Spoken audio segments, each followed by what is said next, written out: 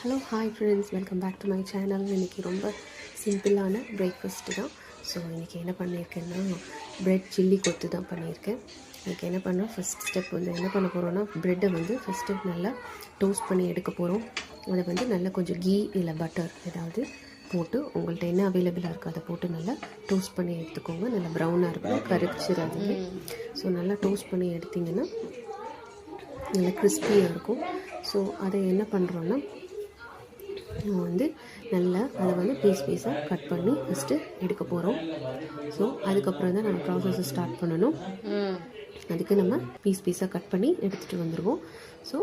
So that நல்லா கொஞ்சம் சாப்பிடும்போது வாயில் நல்லா கிறிஸ்பியாகவும் இருக்கும், நல்லா கொஞ்சம் ஹார்டாகவும் இருக்கும். ஏன்னா அது வந்து ப்ரெட்டு வந்து கரைஞ்சிடக்கூடாது இந்த கொத்து பண்ணும்போது. ஸோ அதுக்காக நம்ம என்ன பண்ண போகிறோம், அதை வந்து நல்லா இது பண்ணி வந்துடும், நல்லா கட் பண்ணிட்டு வந்துடுவோம்.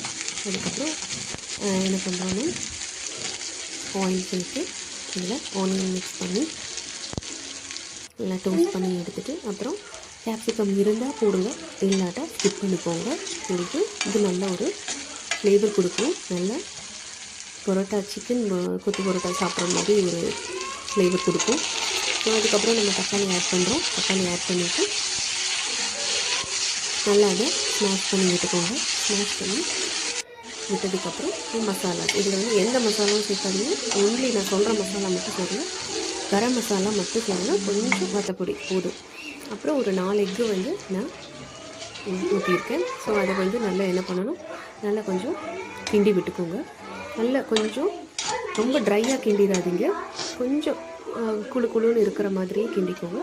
அப்போ தான் அந்த ப்ரெட்டு உள்ளே போய் நல்லா டோஸ்ட் ஆகும்போது, மிக்ஸ் ஆகும்போது நல்லா ஸ்மூத்தாகவும் இருக்கும், சாப்பிட்றதுக்கு ரொம்ப டேஸ்ட்டாகவும் இருக்கும். ஸோ எல்லாத்தையும் இப்போது கட் பண்ணி போட்டிருக்கிற ப்ரெட் பீசஸை நம்ம அதுக்குள்ளே மிக்ஸ் பண்ணிடணும். அவ்வளோதான் டிஷ்ஷு. அதுக்கப்புறம் நல்லா கிண்டி விட்டுக்கோங்க. சூப்பரான ப்ரெட் சில்லி கொத்து ரெடி. ட்ரை பண்ணி பாருங்கள். பிடிச்சிருந்தா லைக் பண்ணுங்கள், ஷேர் பண்ணுங்கள். ட்ரை பண்ணி பார்த்துட்டு எனக்கு கமெண்ட்டில் கண்டிப்பாக சொல்லுங்கள். பாய். Thank you so much.